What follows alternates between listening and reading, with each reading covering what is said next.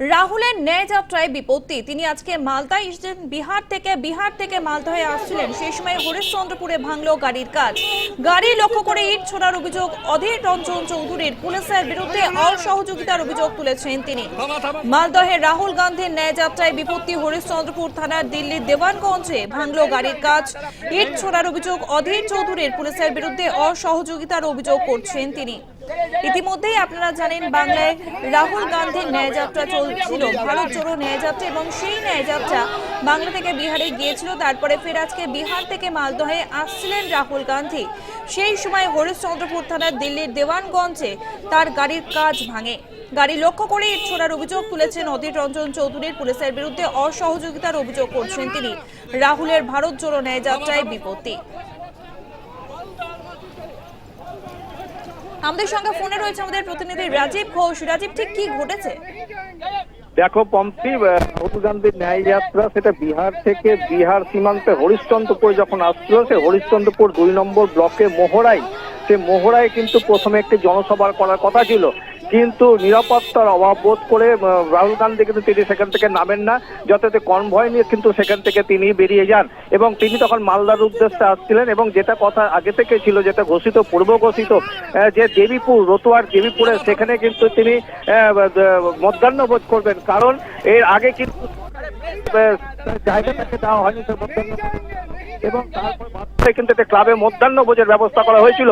এবং যথারীতি সেখান থেকে তিনি যখন গাড়ি করে রতুয়ার দেবীপুরের উদ্দেশ্যে রওনা হন, সে সময় হরিশ্চন্দ্রপুরের থানার দিল্লি দেওয়ানগঞ্জ সেখানে রাহুল গান্ধীর যে কাজ, অর্থাৎ কনভয়ের কাজ কিন্তু ভেঙে যায় এবং সেখানে কিন্তু প্রচুর হাজারো মানুষ কিন্তু কংগ্রেস সমর্থক থেকে সাধারণ মানুষ সেখানে কিন্তু ছিলেন।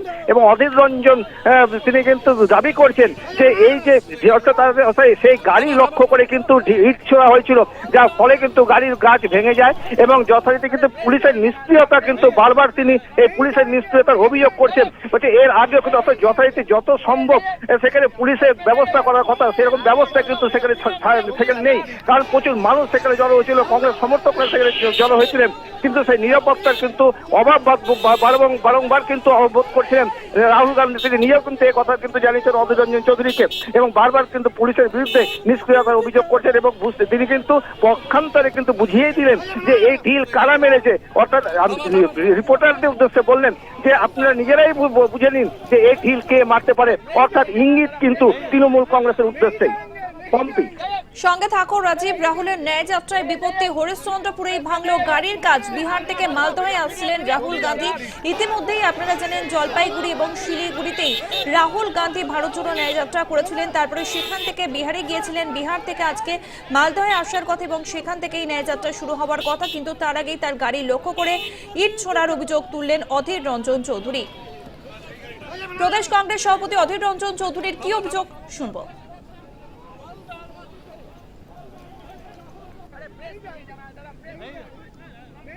সবথেকে বড় কথা হচ্ছে যে এই বাংলার সংস্কৃতি কি, অতিথি দেব ভব। আমাদের সঙ্গে শত্রুতা থাকলেও আমরা কাউকে অবজ্ঞা করি না আতিথেয়তার ক্ষেত্রে। সেখানটাই রাহুল গান্ধীকে প্রতি পদে, কুচবিহার থেকে শুরু হচ্ছে, প্রতি পদে অপমান করা, তাকে প্রতিবন্ধকতার মুখে ঠেলে দেওয়া, তার বক্তব্য বলতে না দেওয়া, সভা করতে না দেওয়া, যত রকমের বিরোধিতা করা সম্ভব সব রকমের বিরোধিতা। কিন্তু দাদা কাজটা কোথায় কেউ পিছনে থেকে ঢিল মেরেছে, তাই আমি কি করবো? আমি তো গাড়ির মধ্যে বসে কাজটাকে বলে আমি কি করে দেখবো রে ভাই? ইট ছোড়ার ঘটনা এবং এই ঘটনায় জোটের উপর প্রভাব পড়বে কিনা এই বিষয়ে কংগ্রেস নেতা জয়রাম রমেশ কি বলেছেন শুনব। मणिपुर, नागालैंड, असम, अरुणाचल प्रदेश, मेघालय, बिहार, पश्चिम बंगाल, सभी जगहों में कहीं भी कांग्रेस की सरकार नहीं है। सभी जगहों में छोटे मोटे ऐसे चीज़ें होते हैं, हमें परेशानी का सामना करना पड़ता है। हमारे पोस्टर फाड़े गए थे जलपाईगुड़ी में, आज शीशा टूटा गया है, पर ये चलता रहता है। इससे भारत जोड़ो न्याय यात्रा रुकेगा नहीं, इससे इंडिया गठबंधन कमजोर नहीं होगा। जो लोग इंडिया गठबंधन को कमजोर करने में लगे हुए हैं। मैं उनको साफ कह देना चाहता हूं कि पश्चिम बंगाल के मुख्यमंत्री ने स्वयं स्वीकारा है कि इंडिया गठबंधन को मजबूत करना उनकी भी प्राथमिकता है। इतनी ही प्राथमिकता है उनके लिए जितना कि हमारे लिए। আপনারা শুনলেন জয়রাম রমেশ, তিনি বললেন যতই এই সমস্ত ঘটনা হোক না কেন, কিন্তু ইন্ডিয়া জোট কোনোভাবেই কমজোর হবে না। আজ মালদহে রাহুল গান্ধীর ন্যায়যাত্রায় বিপত্তি, হরিশ্চন্দ্রপুর থানার দিল্লির দেওয়ানগঞ্জে ভাঙল গাড়ির কাজ। ইট ছোড়ার অভিযোগ, অধীর রঞ্জন চৌধুরীর পুলিশের বিরুদ্ধে অসহযোগিতার অভিযোগ। এর আগে রাহুল গান্ধী তিনি যখন জলপাইগুড়ি এবং শিলিগুড়িতে ভারত জোড়ো ন্যায়যাত্রা করেছিলেন, তখনও আমরা দেখেছিলাম ফ্লেক্স ছেঁড়া হয়েছিল, এছাড়াও বিভিন্ন ধরনের ঘটনা ঘটানো হয়েছিল।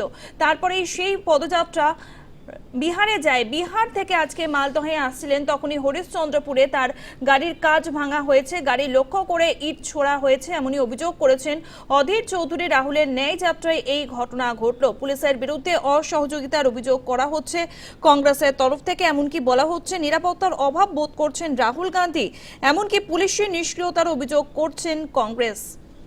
মালদহে রাহুল গান্ধীর ন্যায়যাত্রায় বিপত্তি, হরিশ্চন্দ্রপুর থানার দিল্লির দেওয়ানগঞ্জে ভাঙল গাড়ির কাজ। ইট ছোড়ার অভিযোগ অধীর চৌধুরীর, পুলিশের বিরুদ্ধে অসহযোগিতার অভিযোগও।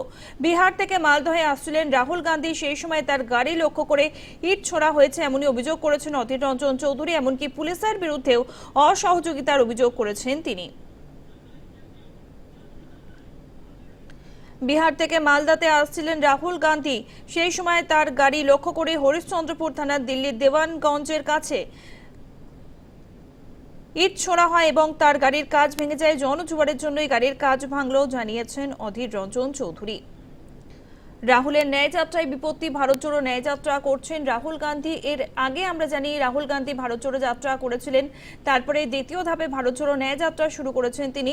কংগ্রেস সাংসদের এই ন্যায়যাত্রায় বিপত্তি, হরিশ্চন্দ্রপুরে ভাঙল গাড়ির কাজ। হরিশ্চন্দ্রপুর থানার দিল্লির দেওয়ানগঞ্জে তার গাড়ি লক্ষ্য করে ইট ছোড়ার অভিযোগ, গাড়ির কাজ ভেঙেছে, গাড়ি লক্ষ্য করে ইট ছোড়া হয়, এমনই অভিযোগ করেছেন অধীর রঞ্জন চৌধুরী। পুলিশের বিরুদ্ধে অসহযোগিতার অভিযোগও করেছেন তিনি।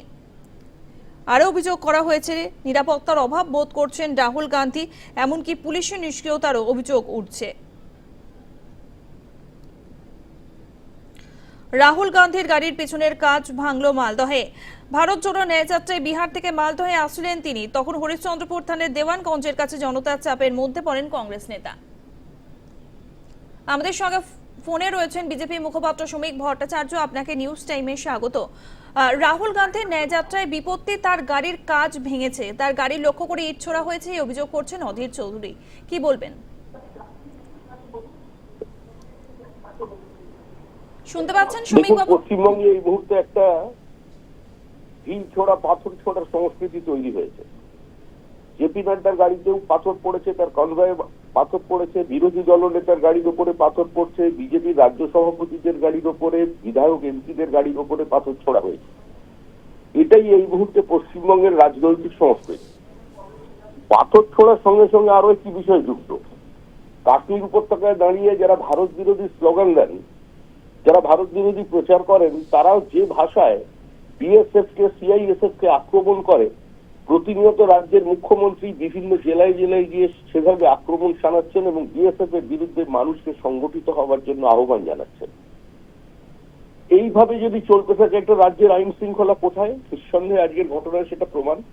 আমরা এই ঘটনার তীব্র নিন্দা করছি, কিন্তু একই সঙ্গে এটা বলতে বাধ্য হচ্ছি যে আমাদের মানুষ খুন হলে বা পাথর পড়লে যদি একটি সংগঠিতভাবে বিরোধীরা প্রতিবাদ করতেন, তাহলে মানুষ হয়তো একটা সুস্থ স্বাভাবিক রাজনৈতিক সংস্কৃতি দেখতে পেত। সেটা এখানে হয় না। তবে এটা তো আবার তিন ভাই বোনের ব্যাপার, কংগ্রেস, সিপিএম আর তৃণমূল কংগ্রেস। ওদের মধ্যে কি আন্ডারস্ট্যান্ডিং, কিভাবে হলো, কে করলো, কারা করালো, প্রাসঙ্গিক হওয়ার জন্য করালো হলো কিনা, এটা তো একটা জটিল অঙ্ক তো থাকবেই তার ভিতরে। তা পরে যখন দিল্লিতে দেখা হবে আবার নৈশ ভোজে মমতা বন্দ্যোপাধ্যায়, সীতারাম ইয়েচুরি, রাহুল গান্ধীরা একসঙ্গে যখন থাকবেন, অধীরবাবুকে ডেকে নিয়ে বিষয়টা একটু বুঝে নেবেন। এর বেশি আর আমরা কি করতে পারি? শ্রমিক বাবু, প্রদেশ কংগ্রেস সভাপতি একটি ইঙ্গিতপূর্ণ মন্তব্য করেছেন। তিনি বলেছেন বুঝে নিন কে ভাঙতে পারে। আবার তোদিকে রাহুল গান্ধীর তরফ থেকে কংগ্রেসের একটা অফিসে গান চলছে, মেরেছো কলসি কানা, তা বলে কি প্রেম দেব না?